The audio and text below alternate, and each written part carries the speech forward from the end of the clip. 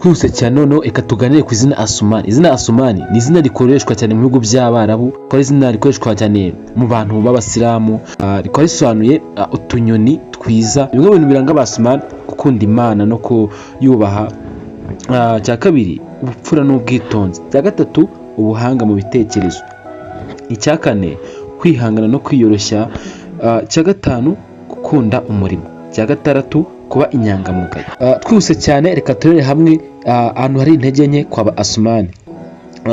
Kwihagararaho cyane ni kimwe mu bintu bya mbere bibaranga, bituma nyine bagaragaza intege. Hari igihe Asumani bakunze kwihagararaho bagahisha ibintu byabo cyangwa se guhisha amarangamutima, bityo bigatuma babura ubufasha ku bintu bari bakeneye. Icya kabiri, kutagaragaza amarangamutima. Benshi baba batekereza cyane bigatuma amarangamutima yabo bayahisha, kubera ko baba bavuga ati ntabwo dushaka ko ari umuntu umenya ibyacu, bityo Asumani bikaba intege nke zabo. Icya gatatu, kugira ishyaka rirenze. Asumani ni abantu bakunze gukora cyane, bakunda nyine guharanira gutera imbere. Icya kane, gukunda kwigenga. Asumani ni abantu badakunda umuntu ubakontorora cyangwa se ushaka kwamanaginga kubinjira mu buzima. Asumani ni abantu bashaka gukora ibintu byabo bonyine. Icya gatanu, kugira umujinya utunguranye. Asumani ushobora kuba muri kuganira mwishimye muri guseka, noneho mu kanya gatonya ukabona umuntu ararakaye bitewe n'akajambo gatonya uvuze witaga koroshye, we akakomeza, cyangwa akunda kuba wenyine. Icyo ni icya gatandatu. Asumani nawe akunda kuba wenyine, nabantu nyine bakunze kwiherera bo ubwabo, ntabwo ajya akunda abantu babamenyera cyangwa se kumenyana n'abantu. Dore ibintu byiza bishobora kuba biranga abantu bitwa Asumani. Icya mbere ni ubupfura n'ubwubane. Icya kabiri ni ukwiyoroshya. Icya gatatu ni ubwenge n'ubushishozi, mu gihe icya kane ari ukwihangana. Icya gatanu ari ubudahemuka.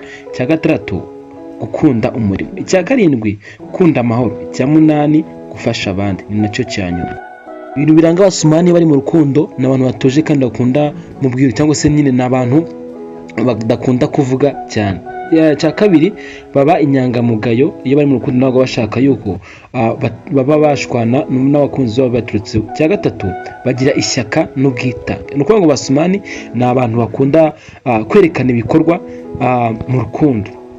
Icya kane, bifuza kwizerwa. Ni wa muntu nyine bashaka ngo nimba akubwiye ikintu umwizere, ntiwimufuhira cyangwa se ngo umutinde.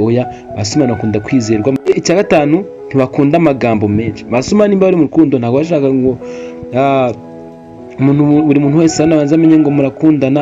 Asumani ntibashaka amagambo menshi. Icya gatandatu, baba bifuza amahoro mu rukundo. Ntabwo bashaka ibintu bya kidobya buri kanya bahora bashwana. Baba bishakira amahoro mu rukundo. Icya karindwi, bashobora kugira isoni cyangwa ububasha buke bwo kugaragaza amarangamutima. Ni ukuvuga ngo ni abantu bakunze kuba bawadi cyane. Icya munani, iyo bakomeretse bagira intimba mu mutima wabo. Subscribe nabyo bya nyuma.